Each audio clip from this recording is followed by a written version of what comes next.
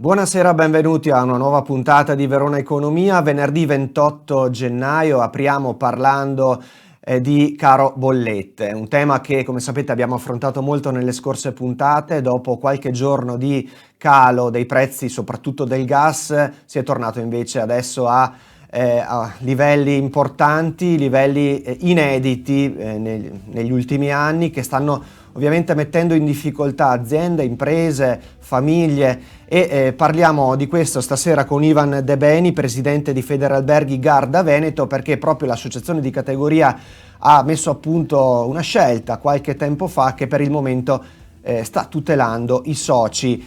Presidente, benvenuto. Buonasera a tutti e grazie dell'invito.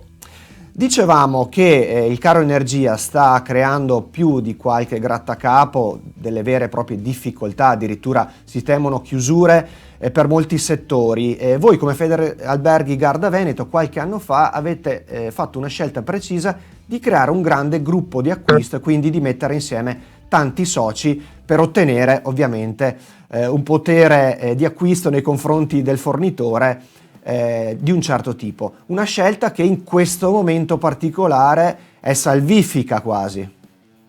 Sì, e per fortuna dico che l'abbiamo fatta quella scelta, siamo stati un po' lungimiranti e abbiamo inventato questo gruppo di acquisto che alla fine negli anni è sempre cresciuto e è diventato numeroso. Attualmente contiamo 190, quasi 200 aziende che credono in questo sistema e ogni anno facciamo una gara tra i vari fornitori per quanto riguarda in questo caso anche l'energia che sia energia elettrica ma anche per quanto riguarda il gas e scegliamo poi chi è più competitivo e quindi colui che ci fa risparmiare qualche soldino. In questo momento è stato a maggior ragione questa idea è cresciuta e vincente dovuto al fatto che dovremo affrontare un 2022 dove i costi dell'energia salteranno, non solo raddoppieranno, ma pensiamo che triplicheranno sicuramente.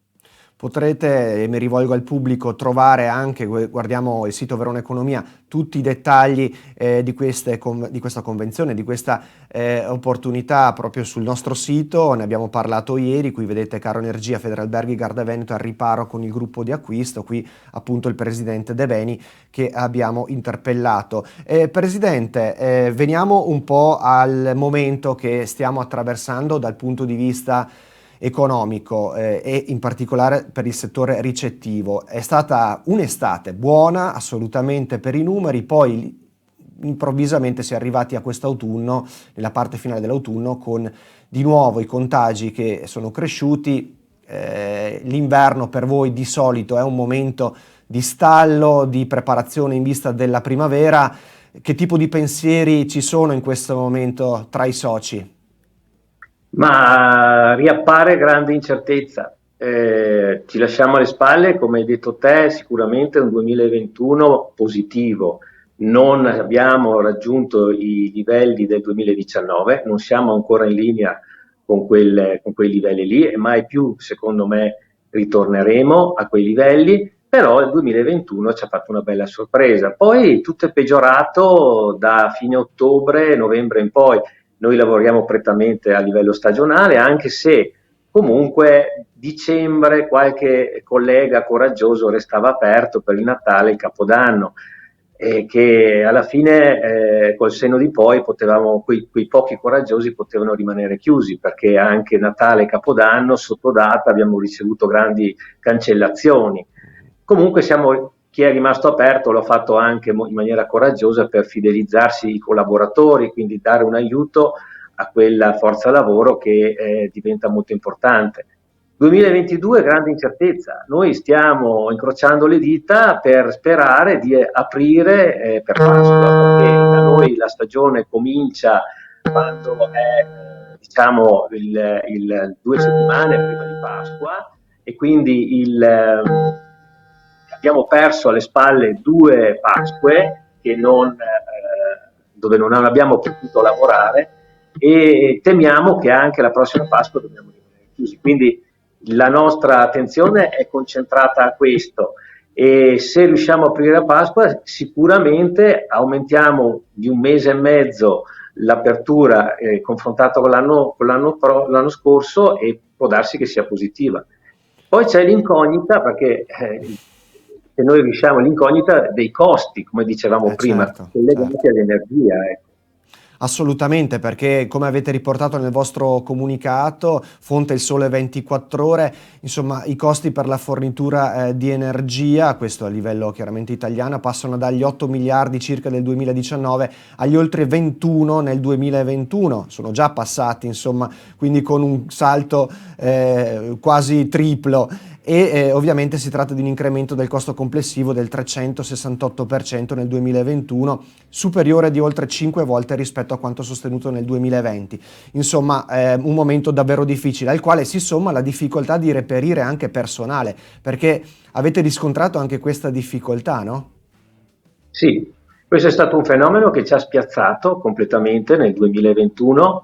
Noi pensavamo, eravamo concentrati ad aprire le nostre aziende e avevamo ipotizzato che aprendo immediatamente avremmo sicuramente trovato la forza lavoro sia nei nostri collaboratori storici, ma anche in eventuali nuovi che si avvicinavano, nuovi collaboratori che si avvicinavano al nostro mondo.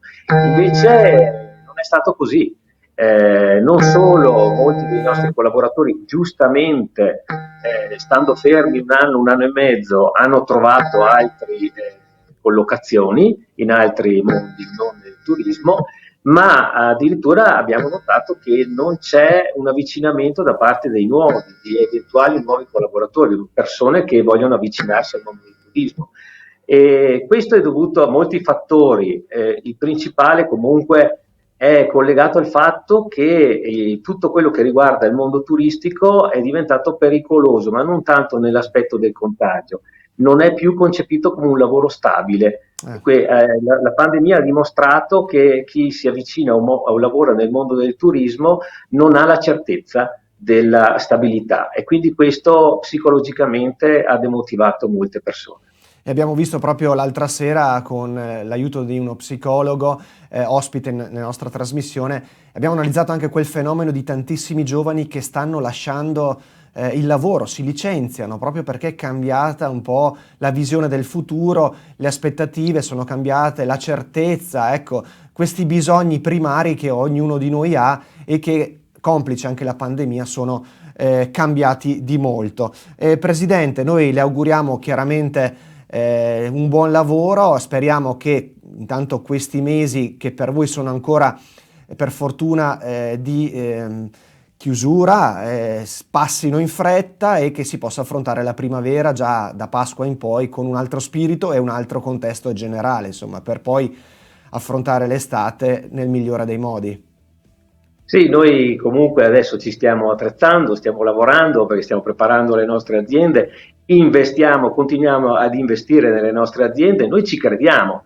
Certo è che se arriviamo a fine stagione, il mio dubbio e la preoccupazione è non tanto adesso nell'apertura, perché dopo si apre, c'è fiducia, sicuramente le presenze saliranno, ma come ho detto prima, Costi, la verità arriverà alla fine, perché non è certo, solo l'aumento del costo dell'energia, perché collegato al costo dell'energia sono aumentati i costi degli alimentari dei servizi e dei quant'altro. servizi. E noi non possiamo aumentare il prezzo della nostra camera del 30%, perché sennò la gente se ne va altrove in ferie, giustamente. Quindi la vera sfida è questa, e il vero punto sarà a fine ottobre. Far quadrare chiaramente i conti, questa sarà la vera sfida. Grazie Presidente per essere stato con noi. Grazie a voi, buon lavoro, arrivederci. Arrivederci. Noi lasciamo spazio alla musica, ci vediamo tra poco.